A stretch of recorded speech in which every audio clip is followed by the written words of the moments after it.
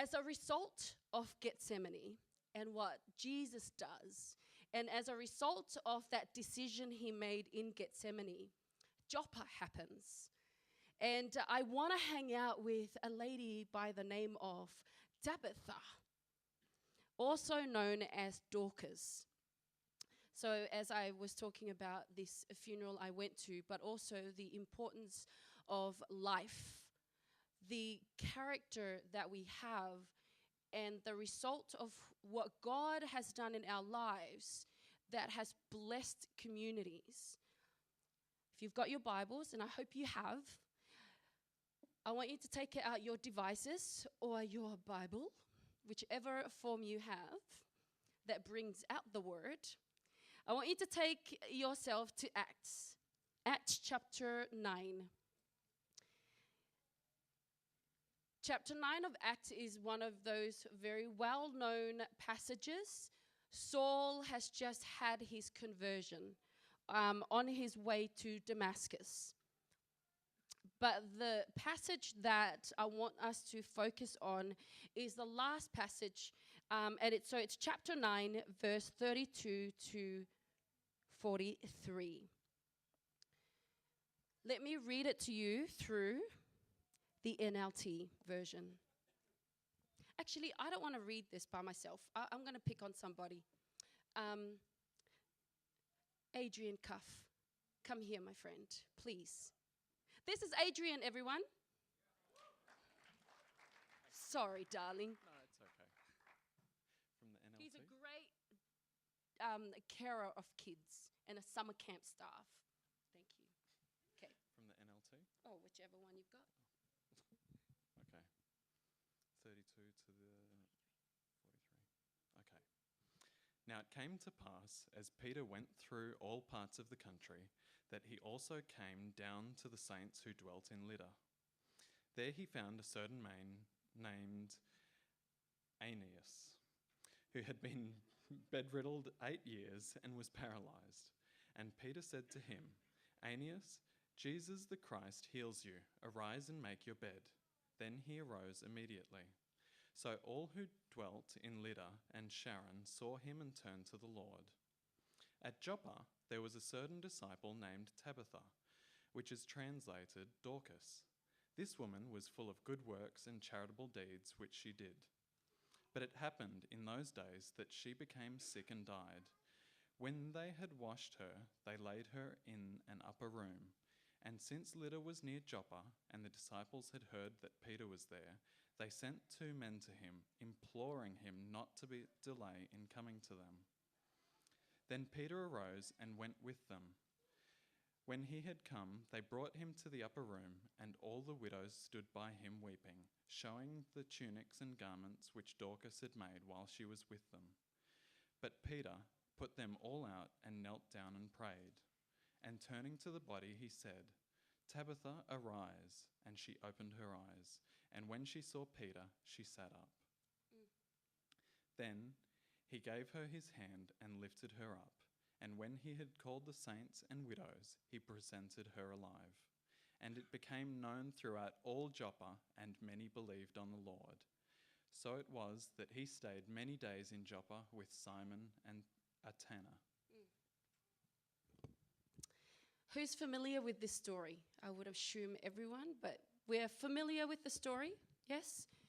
In fact, when I grew up, we had a department in the church called Dorcas. And Dorcas was a group that whenever there was a need within the church, they attended. If someone had a baby, they attended with lots of food and baby stuff and mother stuff. Who remembers those times? It was in my early days. So a few, come on, put your hands up. Put your hands up. Okay. Yeah, so there we actually had within our community as Adventists a group called Dorcas. And it's based out of this story. And the story goes, we don't have much of the background with regards to Dorcas. All we have is this, that there was this lady that attended to the needs of people within the community and the surrounding community. Now, in here, we are told that she died. When she died, it only mentions widows. The widows were the ones who came and they cried over her. But they cried over her in such a way they actually wanted her to come back to life. And they sought out Peter to bring her back to life. When was the last time you went to a funeral and you have sought out somebody that could raise somebody from the dead because they have done such good stuff? They've blessed the community so much so they did not want them to die. Have you been to that kind of funeral? I haven't. And I was thinking about this story. I thought, what was she like? What happened before, she became a disciple? Because that's what she was called. She was one of the disciples. Now, some have said that Dorcas, her conversion may have come as part of Jesus' disciples just going throughout, the regions and teaching of what Jesus has been doing within their lives, but also doing what Jesus told them to do when he left for heaven. Go and teach. Go and make disciples. Go and love on people. And so some have said that maybe Dorcas became a converted person for Jesus as part of the disciples going out into the regions. And so we have her, and all we've got right now is this passage where it says that when she died, there was mourning. But the mourning went further than just this mourning that happened within the upper room. They mourned, but they actually sought out somebody that could come and bring her back to life. Now, obviously, within the context of the story and the cultural context, they were living in a time when there was that possibility. They had people, because they've seen Jesus, bring somebody to life. They've seen the disciples do these kind of miracles. And so they had enough faith, if you wish. But they had, within their heart of hearts, a belief that this woman deserved to still be alive. And they sought out. And I started to reflect upon this. I started to think about all the great people that I admire in this world. When somebody is ill, and we have many in our, many a disease that is just destroying families and taking away loved ones. And I think about the destruction that does. Yes, it's a result of the sin problem, because there is going to be death. But then I think about character.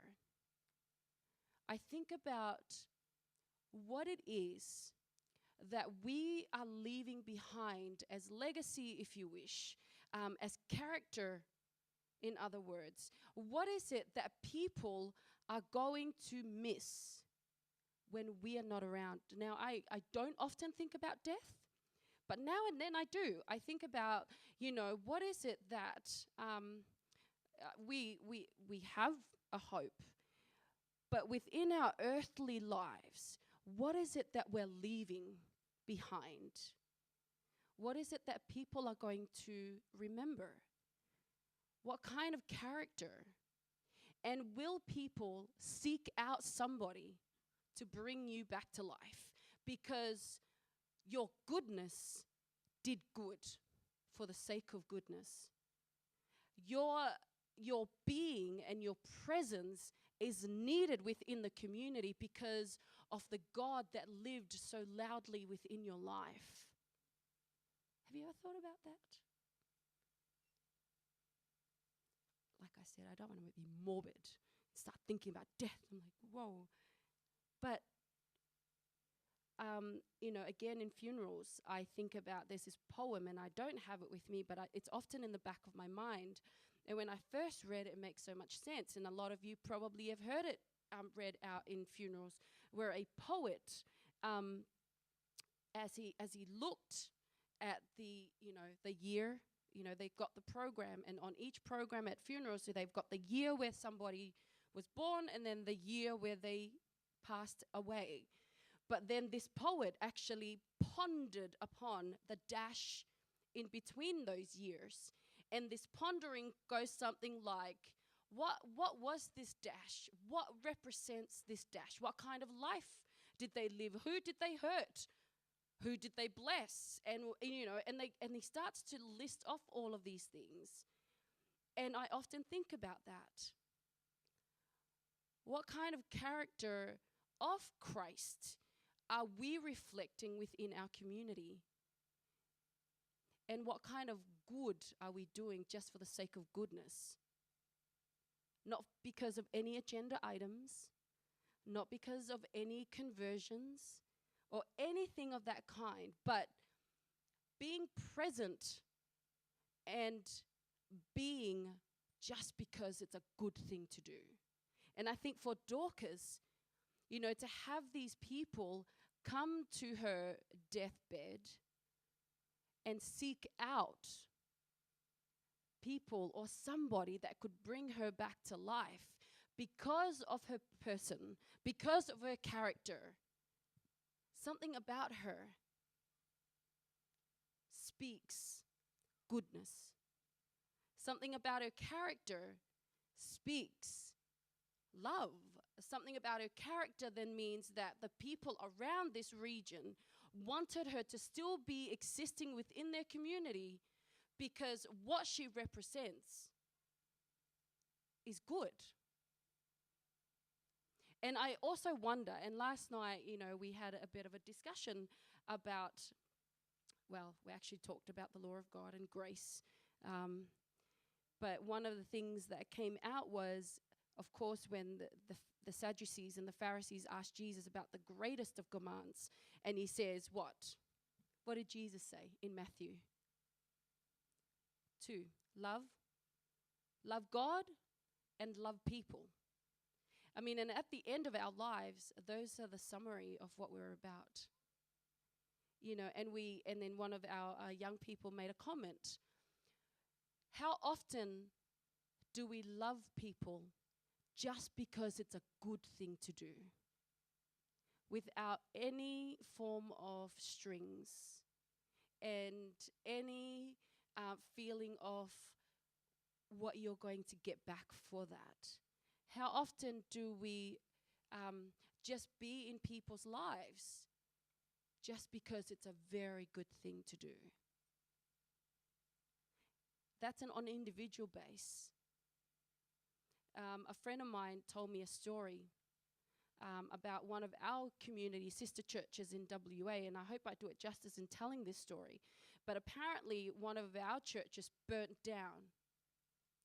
And as the community come around to do the rebuilding process, all the community members, non-believers, actually came and started to support them and wanted to help them rebuild. And so they started asking the question, why are you helping us? And they said, you represent something good. Your presence is needed in our community. And again, I think about, obviously we're here, and there are so many of you that come to this community. Some of you have been coming for such a long time, and one of the best ways I guess I have kind of described Burwood and its beauty and its community-minded character, but it's also a very transient church. Because there are so many of us that come and go, and it's hard to keep a tap. And we don't know when you need presence of love. We don't know when you're missing and you're going through stuff because we just don't know. And I think about that, and I'm like, and that's on an individual base. But then what happens when this particular building disappears from this community? What happens when we no longer exist? Will the community surrounding us, and yes, I realize we come from all sorts of angles and areas of Victoria. You can only see on the map, and we're everywhere. I think is Ben Koziol here? Because, he did this survey, and the furthest one is out somewhere. Who knows where it is? Peninsula? Like, it's a few hours drive, and I'm like, oh, maybe that's someone from overseas, but we're from everywhere. But still, we come here. We gather here.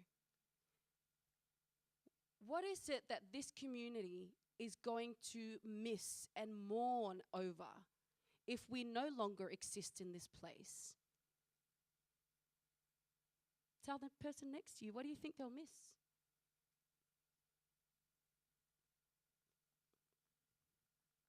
I don't know. Tom, what do you think they're going to miss? You've been coming here for a long time. The music, do they even hear us? Yeah? What else do you think our community will miss? And will they seek us out to make sure we come back to life in our presence here? What of our neighborhood? What of our neighbors? When you go missing, what are they going to miss about you? Are they going to go, where was that family? And in your what, granted, one of the things I, as we sit in nominating committees and bless the nominating committee, can I just honor you and say you are amazing because you do such a great job. It's hard work, people. Just want to say it out loud. But as we sit amongst this group of people who are looking through ways of ensuring that there is engagement amongst our community, that we're still building each other up and taking up roles where we're blessing the kids and blessing the youth and whatnot. And I just think, often there is a no because people are so busy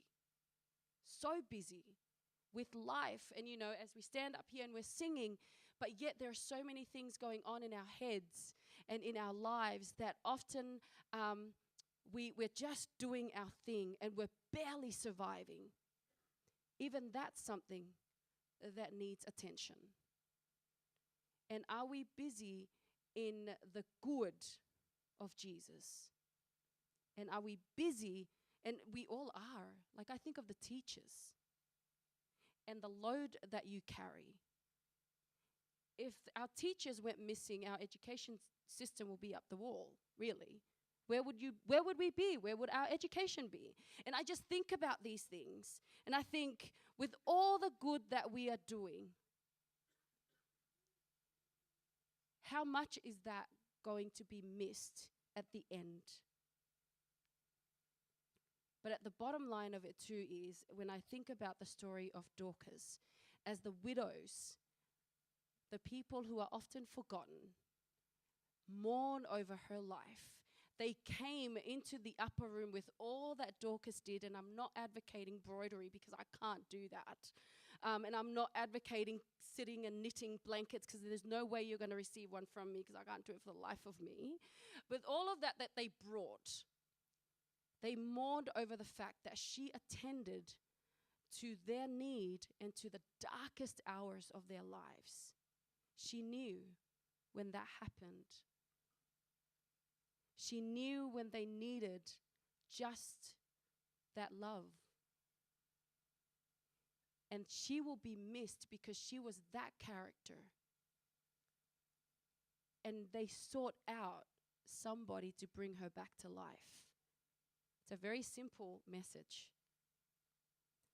Upon reflection and upon the result of God transforming our lives and who we are as we come here week after week, at the end of our lives, and I'm not saying we're going to seek out somebody, but the message, the essence of it is, what good are we doing really?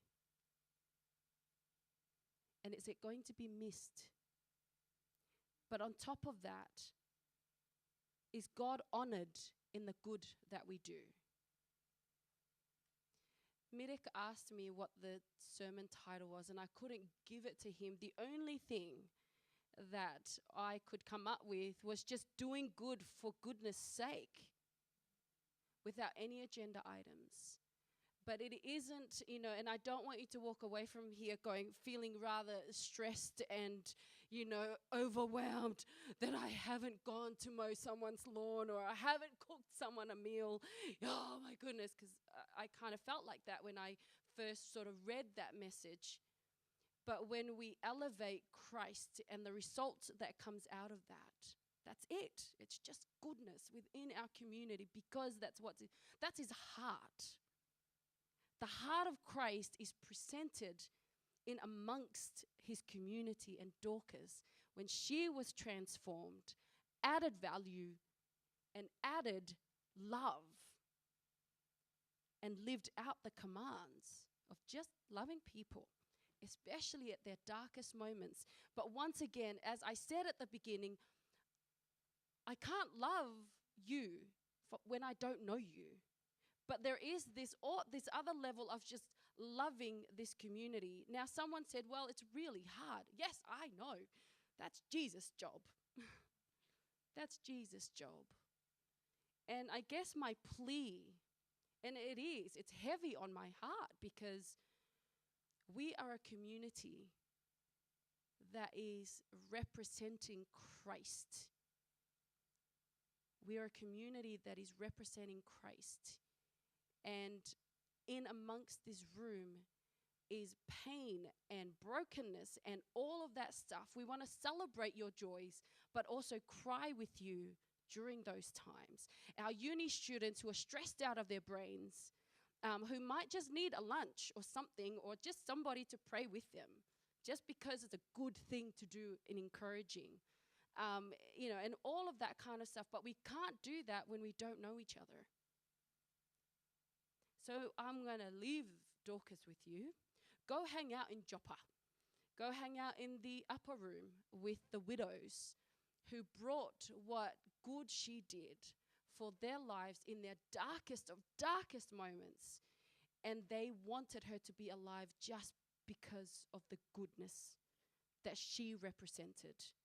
So my beautiful family church, amazing Jesus-loving people, this week, as we go our separate ways, as the salt of the earth, can we pray that Jesus brings good out of us just because it's a good thing to do? No strings attached. But also I pray that goodness is shared upon you, and whatever it is that you're going through, I pray somebody is inspired to come bless your heart